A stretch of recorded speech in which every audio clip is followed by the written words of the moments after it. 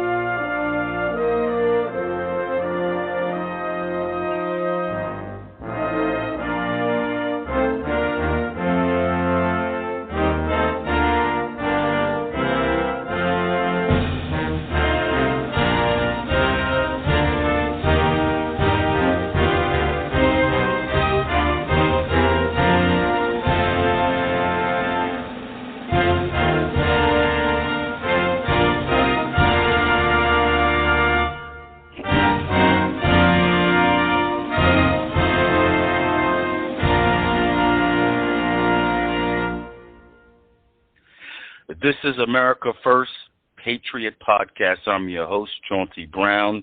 My co-host, Jared Tomasi, is in queue. He will be live with me on Wednesday. I want to thank him for joining us and also being a part of the development of the American First Patriot Podcast. Jared and I were chewing it up on social media when we came up with the idea to start putting our conversation out in public. So we're going to be here live every Wednesday, probably at 9 o'clock at night, but we'll send all the updates out before the show. And Jared and I will be going live, and we'll be chewing it up, talking about all the issues across the world, the United States. Jared's an American First Patriot. He's a veteran, and he's excited to jump on here with me and talk about all the issues we're facing and raise the level of consciousness of all Americans. I'm excited for tonight's show. A friend of mine, Jeremy Brown, who was running for Congress in 2020 in Florida, retired Master Sergeant, Special SEALs, Green Beret. He was at the January 6th protests, but he was there for security for the Trump speech. Consequently, all the guys marched down to the Capitol, and he got swooped up with many others. What they called was an insurrection, and he's been incarcerated since. But I want to remind the public that no one has ever been charged with insurrection. And the most ironic thing is that the Capitol is the people's house. How can you trespass the people's house? Okay, I saw that in an article earlier today when I was reading about he was charged with trespassing trespassing. I'm like, these government buildings, do they forget about the Constitution and it's we the people, and that they work for us? And that's the problem with today, is that these politicians think that they're kings and queens and monarchs and elites, that we should be bowing down to them, but they forget that we the people really have the control. Now, Jeremy presently is in jail right now, and we're waiting for him to call in. Of course, he has to call in from a payphone, so we're waiting for him to call in to the show. I spoke to his girlfriend earlier and said that he had all the information, but you could not contact him again. So we're waiting for him to call in, and that should be momentarily, because she said that he's able to make phone calls at night at 9:30. So while we're waiting for him to come in, for those who do not know me, my name is Chauncey. I'm a national podcast host for the Chauncey Show. And as a matter of fact, I host my conservative podcast every Tuesdays and Thursdays from 6 to 7 Eastern Standard Time. And this Thursday, I'm going to have on founder and CEO of Black Pact, George Farrell. Has been very instrumental with helping American patriots get elected across the country, especially Black, Latino, and Asian. But they help all people. As we know, the GOP has experienced some challenges with helping people of color and women if you're not in lockstep with the GOP and they're part of the GOP elite, the rhinos. And I've seen that on my podcast many times that there's a lot of candidates, whether it's men, women, whether it's white, black, no matter what it is.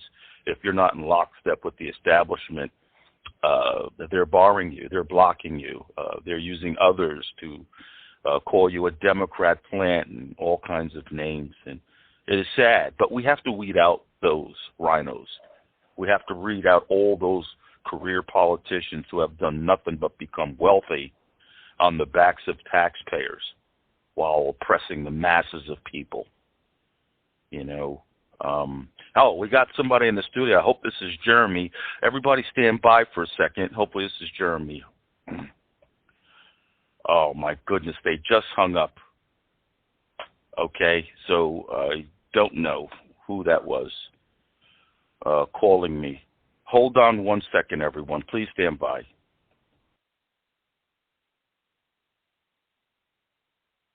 Welcome back to the show. Jeremy called me to my personal cell. I apologize to get everybody on hold. We've worked out a way where he's going to be able to call in to my phone and merge the call because he's calling from jail and you have to accept these various prompts. So we just went through that. I appreciate everyone's patience. He's going to call me right back again. When he calls me back, I have to go through a few prompts, so please allow me a couple of minutes to do that, and then we're going to tie him in. Okay, so I'm waiting for him to call me back now. Okay, so give him a minute. I hope all is well with everyone.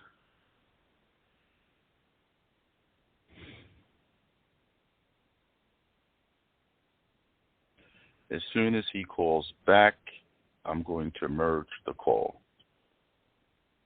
I appreciate everyone's patience. This is my first time going live from a jail. So this is a good experience for me. So if we do this, okay, he's calling in now, everyone. Hold on a second. And everybody's going to hear what transpires.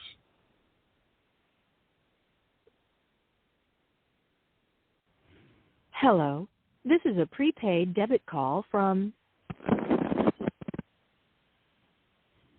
an inmate at the Pinellas County Jail. To accept this call, press 0. To refuse this call, hang up or... You are receiving a call from the Pinellas County Jail that is subject to monitoring and recording. If you are an attorney and do not wish to have your communications recorded, please disconnect from this call and visit the Pinellas County Sheriff's Office website for further instruction. Terms and complete this call, press 1 after the tone. Thank you for using Global Tellink. Hello? Yes, Jeremy. Yes, sir. Okay, we did it. We did it. We did it. Yeah. You know, I was just talking briefly. Jeremy's been a friend of mine for a couple of years. We tease each other, a brother from another mother. I also want to say thank you so much, Jeremy, for your girlfriend, for keeping me in touch with what's going on with you. I talked to her, I texted her today, and I told her thank you so much. She's awesome. She's been in your corner 110%. But I know that people that are listening want to hear you today. So I'll let you talk about your experience from going down, being security for the Trump speech to all of a sudden everybody walking down to being arrested. So talk about what's going on, Jeremy, if you don't mind. Well, first of all, Chauncey, I just want to let all your listeners know that this will be the shortest phone conversation that you and I have ever had, and it's only taken a myriad of individuals with guns in order to make that a historic possibility. And I'm not sure that you and I will be able to for you and I to just let me talk, because that's just not how we do it. But Jeremy, I'm going to do my best because I know people are excited to hear about your story, to hear about what's going on. I know that, you went through a hunger strike. Is that why they transferred you from D.C. to Pinellas? No, actually, I was never in D.C. because what they did is when they arrested me, they charged me with felonies here in the Middle District. So while they wanted to transfer me to D.C., they were never able to do so because they made the mistake of thinking that we wouldn't catch on to the ways the game's played. So we actually filed a motion to have me detained here in the Middle District of Florida because the felony charges that they cooked up were larger than the misdemeanor charges that I was arrested on. So I've been here in the Pinellas County Jail now for 138 days, being held in maximum security detention because of a handwritten sign on my door. So there you go, America. Freedom of speech. Wow. Jeremy, let me get this straight. So you're in jail not because of January 6th protest, but because of something that happened in the county in which you live. That's correct. So when the FBI finally showed up on September 30th with an arrest warrant executed by the Joint Terrorism Task Force for 2 counts of basically misdemeanor trespassing. Those charges, the U.S. Attorney stated they did not seek for me to be detained. It was the ATF agents that they showed up to the house with that executed a search warrant that found things to charge me with felonies with. 2 of those counts are mysterious explosive devices that nobody seems to know where they came from except the guys that found them in my RV, and oddly enough, the DNA samples that are on the items don't match anything that I have. But we won't talk about evidence because I'm not allowed to see my evidence or talk about it to anybody because it looks really bad for the FBI. But yeah, yeah, it's not their evidence. It's not your evidence. So yeah, you can't talk about something that's not yours. Go ahead, Jeremy. Yeah. Well, and there's a lot of things, and I've just for the first time on February 7th since being arrested on September 30th, did the government graciously allow me to look at some of the evidence that they have deemed not sensitive or highly sensitive to the to the building of their case.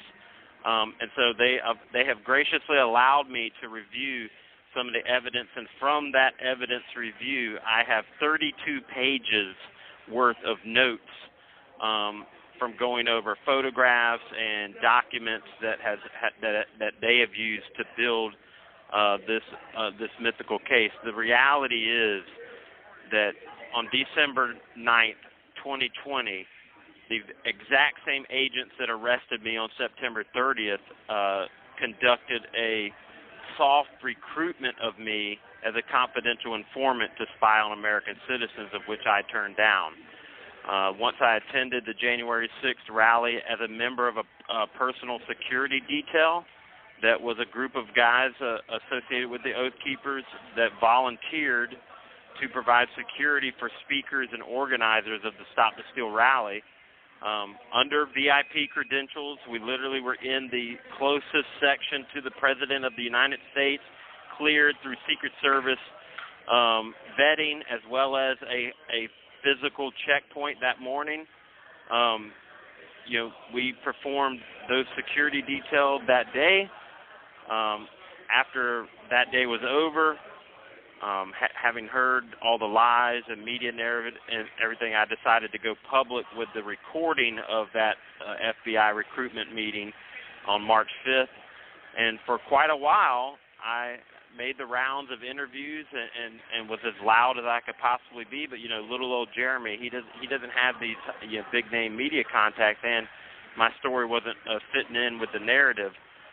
But once Darren Beatty broke his story in mid-June, from Revolver News, which basically linked a lot of the players and the narratives that were used in the Gretchen Whitmer kidnapping plot in Michigan to January 6th, and really started to connect the dots on FBI involvement in the not the insurgency but the Fed-surgency. That's when you noticeably see on the paper trail anyway, at least the paper trail that I've been provided by the FBI, that's when they say, basically, we need to start looking into this guy. So I have documents from the FBI that claim that I'm no threat to national security, that the case should be closed early in January, but oddly, right after I start making noise again after the Darren Beatty article. That's when they start interviewing people again, and then they